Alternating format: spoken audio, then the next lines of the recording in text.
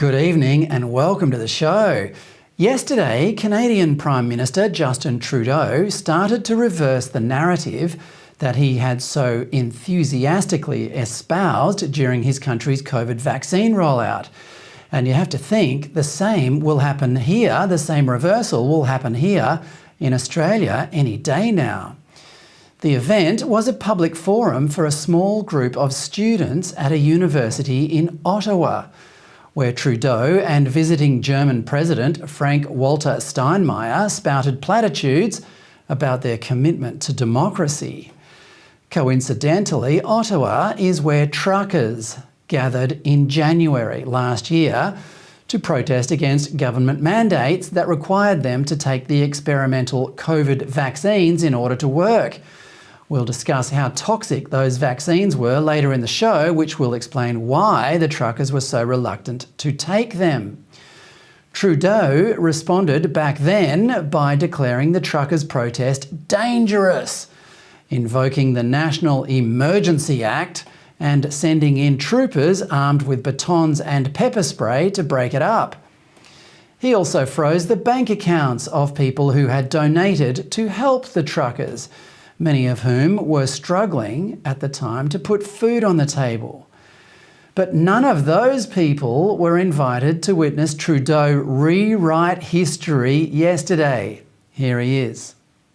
And therefore, while not forcing anyone to get vaccinated, I chose to make sure that all the incentives and all the protections were there to encourage Canadians to get vaccinated.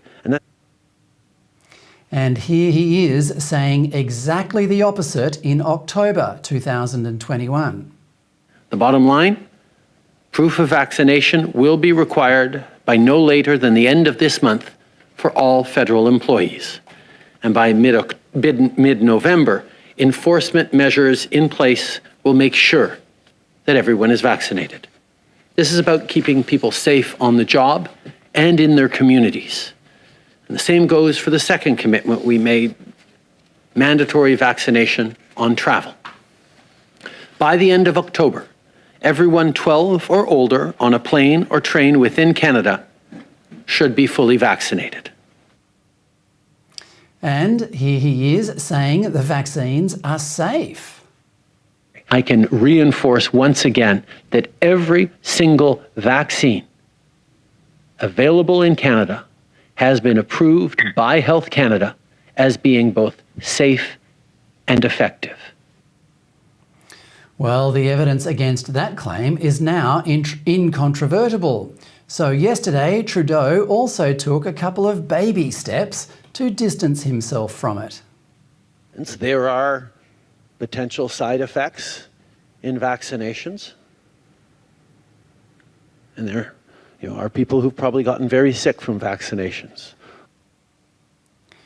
So sick that they died, as we will hear about soon.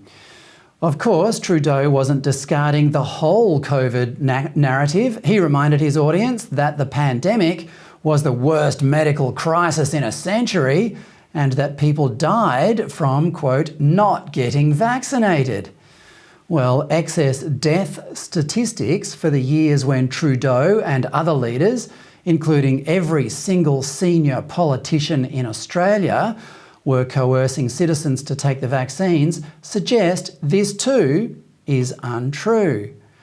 But Trudeau and his fellow dictators are relying on their bureaucracies to sit on the data long enough until ordinary people get sick of the topic and want to move on.